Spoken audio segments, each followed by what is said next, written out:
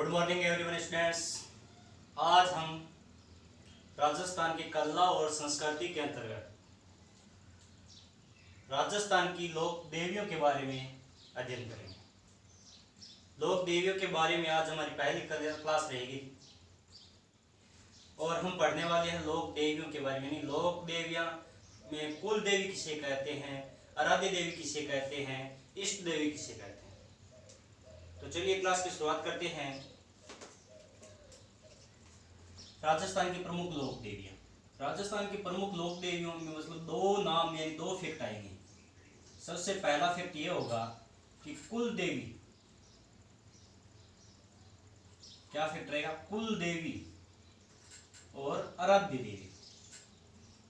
कुल देवी, आराध्य देवी। और आराध्य देवी को ही कहेंगे इष्ट देवी। क्या कहेंगे, इष्ट देवी।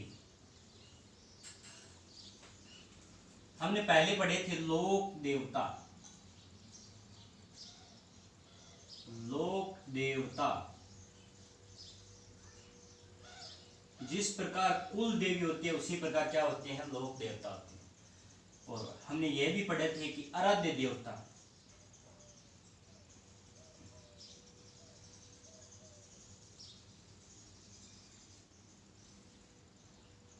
आराध्य देवता को ही हम क्या कहेंगे, इष्ट देवता।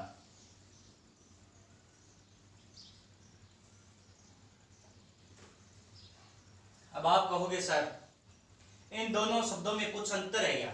जी बिल्कुल इनमें अंतर है। अब अंतर क्या है, यानी हम कुल देवी किसे कहेंगे और आराध्य देवी किसे कहेंगे, इन दोनों में अंतर क्या है।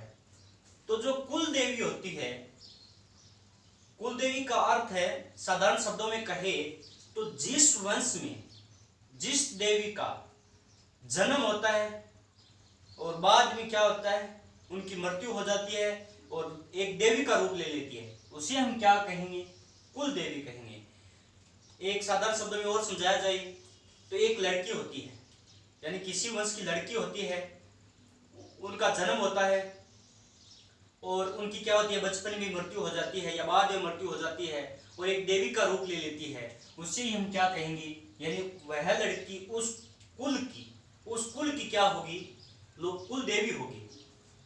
आराध्य देवी की बात की जाए तो जिस देवी की जिस वंश के द्वारा आराधना की जाती है या पूजा की जाती है उन्हें हम क्या कहेंगे, आराध्य देवी या इष्ट देवी कहेंगे। प्राचीन समय में राजस्थान को राजपुताना शब्द से कहा जाता, पता चलता था,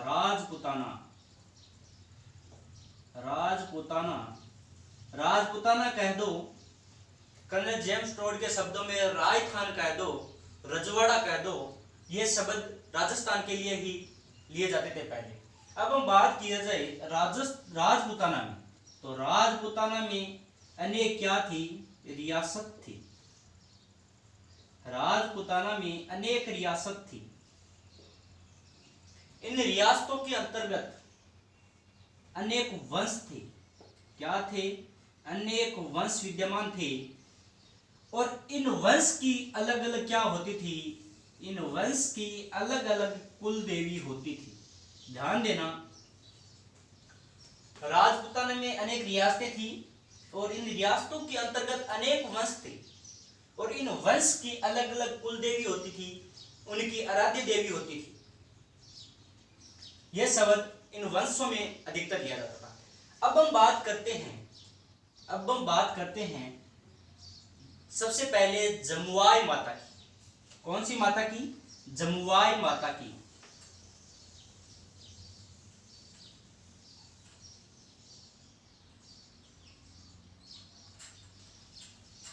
सबसे पहले हम बात करेंगे जमुआई माता। अब जमुआई माता क्या है, जमुआई माता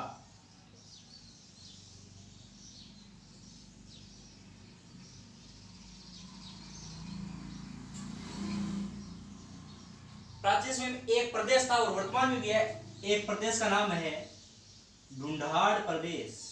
ध्यान देना, ढूंढाड़ प्रदेश अब ढूंढाड़ प्रदेश में किस वंश का शासन था अगर बात की जाए तो ढूंढाड़ प्रदेश में कछवाहा वंश का शासन था। कछवाहा वंश, कछवाहा वंश। अगर बात की जाए ये क्षेत्र किस तरह था तो ये क्षेत्र इस तरह एक क्षेत्र था जिनकी पहली अगर राजधानी के नाम की बात की जाए यानी पहली राजधानी थी दौसा। दौसा जिले की बात नहीं कर रहे हैं, राजधानी के नाम की बात है। जो प्राचीन समय में ढूंढाड़ प्रदेश की राजधानी थी, कछवाहा वंश की प्रथम राजधानी थी। और एक राजधानी थी जिसका नाम था मांची। क्या नाम था? मांची। अब इन मांची और दौसा के अंतर्गत किसका शासन था? तो व्यक्ति का नाम आता है दुलेहराय, यानी कछवाहा वंश की स्थापना किसने की थी? दुलेहराय ने। दुलेहराय ने। अब एक नाम वर्तमान में प्रचलित है, ढोला और मारू। ढोला और मारू की प्रेम कथा थी। जो ढोला थे वो दुलेहराय थे। याद रखना, ढोला नाम किसका था? दुलेहराय का था, जिन्हें क्या कहा जाता था? ढोला कहा जाता था। अब दुलेराय की पत्नी थी मारुनी। पत्नी का क्या नाम था? पत्नी का नाम था मारुनी।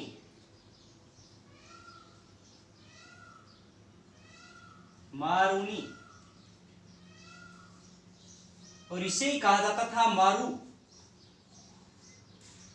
ध्यान देना, इसे ही क्या कहा जाता था? मारू। और ये ढोला और मारू इन्हीं का फैक्ट है, इन्हें ही हम कहते हैं ढोला मारू की प्रेम कथा। यानी दुलेराय को ढोला कहते हैं और मारुनी को मारू कहा जाता है। जो एक वर्तमान में अपनी प्राचीन समय की जो कथा, प्रेम कथा प्रचलित है, ढोला और मारू, वो इन्हीं शब्दों से है। ध्यान देना, ये जो दुलेराय या कछवाहा वंश के ये भगवान राम के पुत्र कुश के वंशज मानते हैं अपने आप को। किसके? भगवान राम के। तो ये जो मांची था, जिनकी राजधानी मांची थी, इनका नाम दुलेराय क्या बदल कर क्या कर देते हैं? रामगढ़ कर देते हैं। भगवान राम के वंशज होने के कारण क्या कर देते हैं? रामगढ़। ध्यान देना, रामगढ़ कर देते हैं। अगर बात की जाए दुलेराय और मारुनी की एक पुत्री थी जिसका नाम था वुडवाई। क्या नाम था? वुडवाई। इस वुडवाई की बचपन में मृत्यु हो जाती है। वुडवाई की क्या होती है? बचपन में मृत्यु हो जाती है और ये एक देवी का रूप ले लेती है, जिसे मतलब मृत्यु के बाद अगर माता का रूप लेती है तो उससे कहा जाने लगता है जमुआई माता। क्या कहा जाने लगता है? जमुआई माता।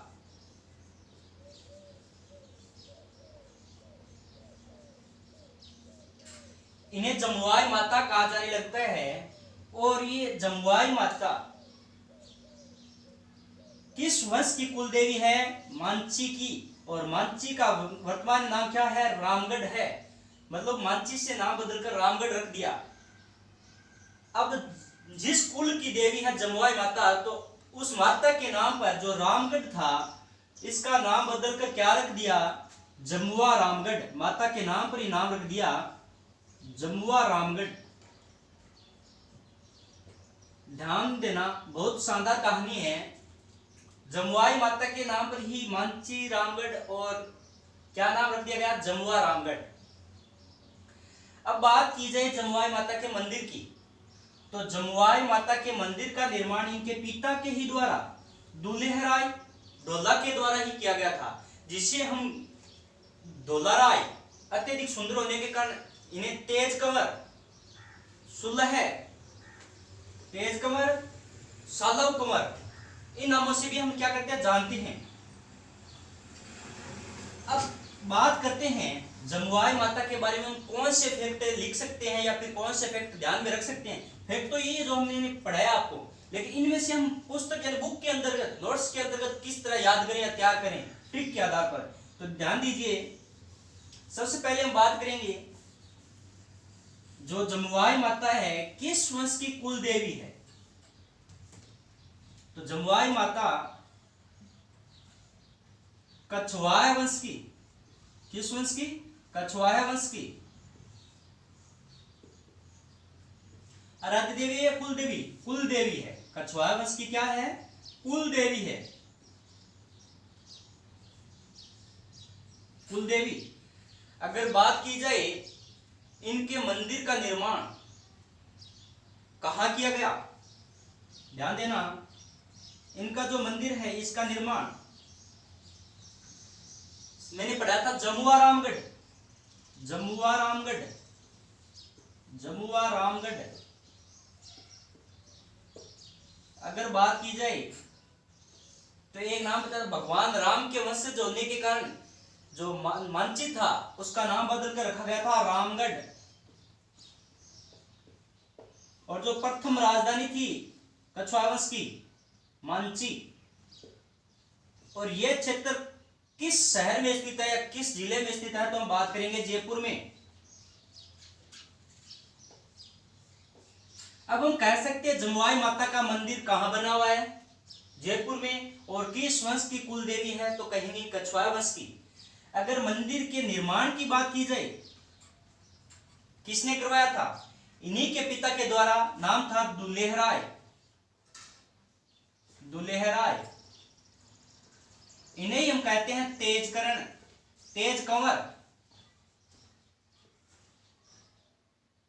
इन्हें हम कहते हैं ढोला।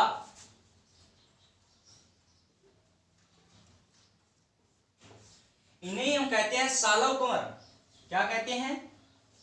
सालव कंवर। इन्हें हम कहते हैं धोलेराय। और क्या कहते हैं? धोलेराय।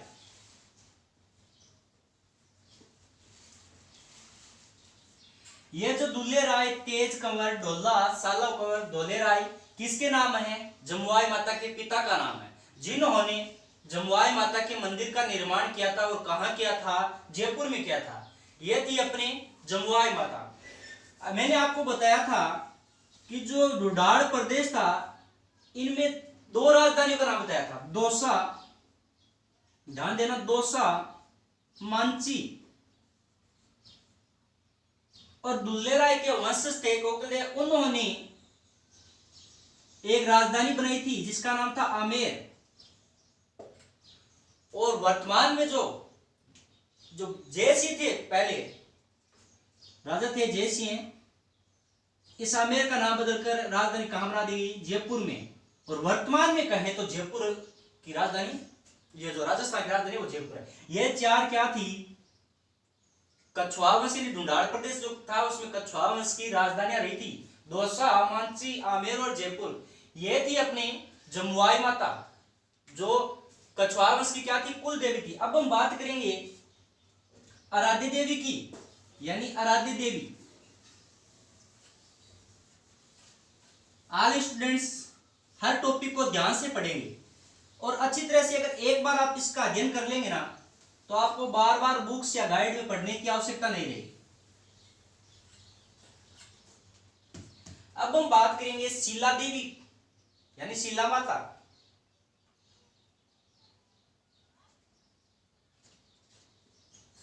शीला देवी,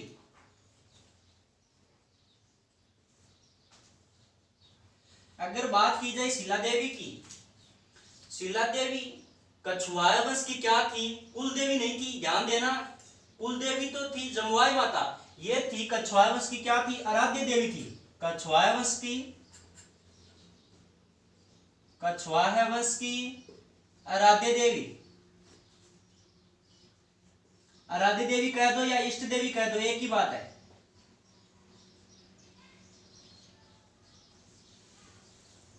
अब आप कहोगे सर आराध्य देवी, आराध्य देवी का अर्थ क्या है? तो दोस्त मैंने आपको पहले बताया था कि जो कुल देवी होती है, जिस वंश में जिस देवी ने जन्म लिया वही कुल देवी होगी। और आराध्य देवी जिसकी हम आराधना करते हैं, अर्चना करते हैं, पूजा करते हैं, वो होगी आराध्य देवी या फिर इष्ट देवी कह सकते हैं। क्या होगी? इष्ट देवी, इष्ट देवी। अगर बात की जाए शीला देवी, यानी शीला देवी का मंदिर कहां बना हुआ है, तो अगर बात की जाए शिला देवी के मंदिर की, तो आमेर दुर्ग में इनका मंदिर बना हुआ है। कौन से दुर्ग में? आमेर दुर्ग में। अगर बात की जाए इसके मंदिर का निर्माण किसने किया, तो मिर्जा राजा मान सिंह ने इनका निर्माण किया। इस मंदिर का निर्माण किसने किया? मिर्जा राजा मान सिंह ने। अब कहा जाए मिर्जा राजा मान सिंह कौन थे? मिर्जा राजा मान सिंह वही थे जिन्होंने महाराणा प्रताप के विरुद्ध हल्दी घाटी के युद्ध में अकबर की सेना का नेतृत्व किया। किसका नेतृत्व किया? अकबर की सेना का नेतृत्व किया, अकबर के सेनापति के रूप में। अगर बात की जाए, ये वही मिर्जा राजा मान सिंह वही सेनापति है जिन्होंने अकबर को काबुल विजय प्राप्त की थी। अकबर के लिए काबुल विजय प्राप्त की। काबुल विजय, अगर बात की जाए तो ये वही मिर्जा राजा मान सिंह है जिन्होंने अकबर के लिए बिहार पर विजय प्राप्त की थी। किस क्षेत्र पर? बिहार पर। ये वही मिर्जा राजा मान सिंह थे जिन्होंने अकबर के लिए उड़ीसा पर विजय प्राप्त की थी। उड़ीसा पर विजय प्राप्त की।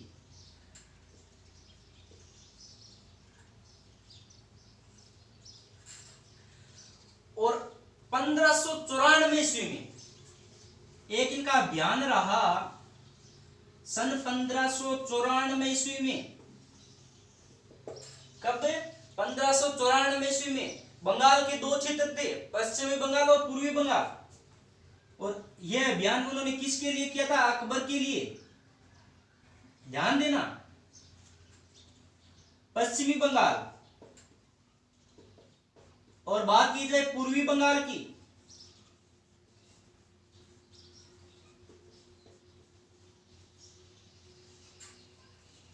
मिर्जा राजा मान सिंह ने अकबर की सेना से पश्चिम बंगाल पर क्या कर लिया था? अधिकार कर लिया था। लेकिन कहा जाता है कि जब पूर्वी बंगाल पर अधिकार करने की बारी आई तो 20 बार आक्रमण करने के बाद भी वो पूर्वी बंगाल को नहीं जीत पाया। अब इसका क्या कारण था? तो सुनिए, यानी पूर्वी बंगाल पर विजय प्राप्त न करने का कारण यही था कि यहां पर एक देवी की मूर्ति थी और जो पूर्वी बंगाल के शासक थे, राजा थे, उनका नाम था केदार कायत। ध्यान देना, केदार कायत। और पूर्वी बंगाल में जिस देवी की मूर्ति थी उनका नाम क्या था? शिला देवी। क्या नाम था? शिला देवी। कहा जाता है कि जिस शहर में या जिस दुर्ग के अंतर्गत शिला देवी की मूर्ति रही वो राजा कभी पराजित नहीं हुआ। जब मिर्जा राजा मान सिंह ने सोचा कि मैंने अपने राजा के लिए काबुल पर विजय प्राप्त कर लिए, बिहार पर विजय प्राप्त कर लिए, उड़ीसा पर विजय प्राप्त कर ली, पश्चिमी बंगाल पर विजय प्राप्त कर ली, लेकिन इसमें ऐसी कौन सी शक्ति है? बहुत कम सेना होने के बावजूद भी हार नहीं रहे और 20 बार मैंने आक्रमण कर दिया। तो अंत में उन्हें किसी कारणवश पता चल जाता है कि यहाँ पर एक देवी है जिसकी ये राजा पूजा करते हैं, और जब भी ये राजा पूजा करके आते हैं युद्ध के अंदर तो ये विजय हासिल कर लेते हैं। तो कुछ ब्राह्मणों को वो क्या कर लेते हैं, मिर्जा राजा मान सिंह अपने पक्ष में कर लेते हैं, और पक्ष में करने के बाद में जैसे तैसे करके केदार कायत की पूजा क्या कर देते हैं, भंग कर देते हैं और केदार कायत को बंदी बना लेते हैं। केदार कायत कहा जाता है कि जो इस मूर्ति को हुगली नदी जो ढाका में उसमें बहा देता है, यानी पानी के अंदर बहा देता है, और खुद बंदी किसका बन जाता है? मिर्जा राजा मान सिंह का। लेकिन अंत समय में कहा जाता है कि शिला देवी की जो मूर्ति होती है मिर्जा राजा मान सिंह के सैनिकों को प्राप्त हो जाती है, और केदार कायत की पुत्री से विवाह करके इस मूर्ति को दहेज में लेकर आता है। कौन लेकर आता है? मिर्जा राजा मान सिंह। और इस मूर्ति को कहां स्थापित करता है? अगर बात की जाए स्थापित कहां करता है तो ये मिर्जा राजा मान सिंह आमेर दुर्ग में स्थापित करता है। और कहा जाए कि आमेर दुर्ग का निर्माण किसने किया, तो मिर्जा राजा मान सिंह ने ही आमेर दुर्ग का निर्माण किया, और शिला देवी के मंदिर का भी निर्माण इन्होंने किया था। तो ये थी कहानी शिला देवी की। अगर अब बात की जाए कौन से फैक्ट हम नोट्स के अंदर लिख सकते हैं या फिर तैयार कर सकते हैं, तो ध्यान देना,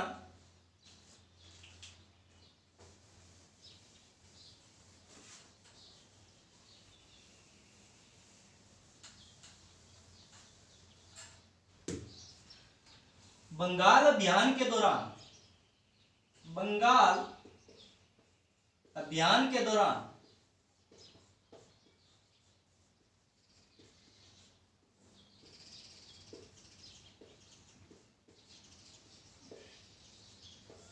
बंगाल अभियान के दौरान 1594 ईस्वी में, कब? 1594 ईस्वी में बंगाल अभियान के दौरान 1594 ईस्वी में किस मूर्ति को लेकर आए? शिला देवी की मूर्ति। और कौन लेकर आए? मिर्जा राजा मान सिंह।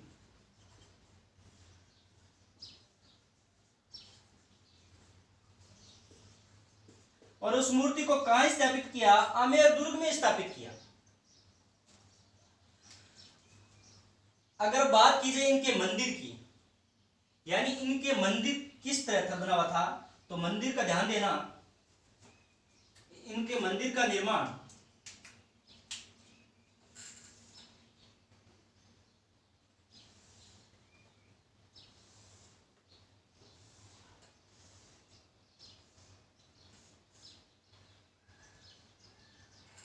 अगर इनके मंदिर की बात की जाए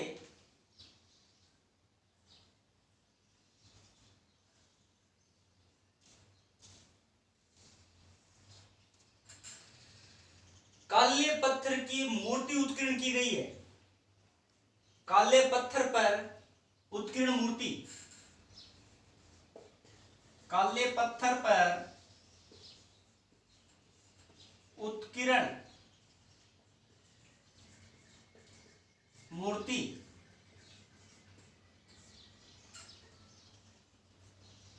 और इस मंदिर के अंतर्गत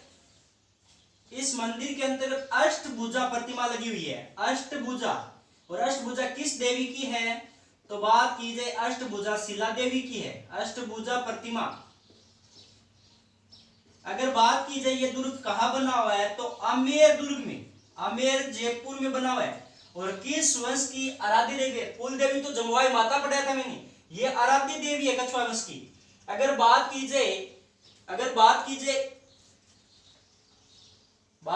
माता के मेले की, यानी मेला कब पड़ता है, ध्यान देना, मेला की बात की जाए तो इनका मेला 2 बार भरा जाता है, 2 नवरात्रों में इनका मेला भरता है। अब बात की जाए किस मेले में और किस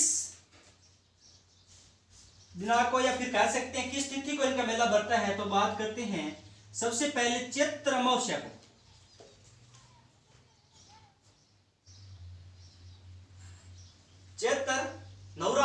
नवरात्र को इनका मेला भरता है। चैत्र नवरात्र को शिला देवी का मेला भरता है। और दूसरे मेले की बात की जाए तो आश्विन में, जिसे हम आसोज कहते हैं, आश्विन नवरात्र में इनका मेला भरता है।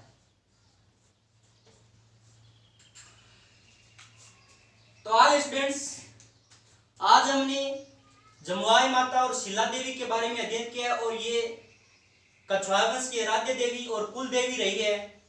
अगर स्टूडेंट्स आपको अगर हमारी क्लास पसंद आ रही है तो इस वीडियो को लाइक कीजिए, शेयर कीजिए, सब्सक्राइब कीजिए और जितना हो सके इसे अपना प्यार और स्नेह दीजिए, ताकि हम आगे भी इस तरह की वीडियो आपके सामने अपलोड करते हैं। Thanks all the best.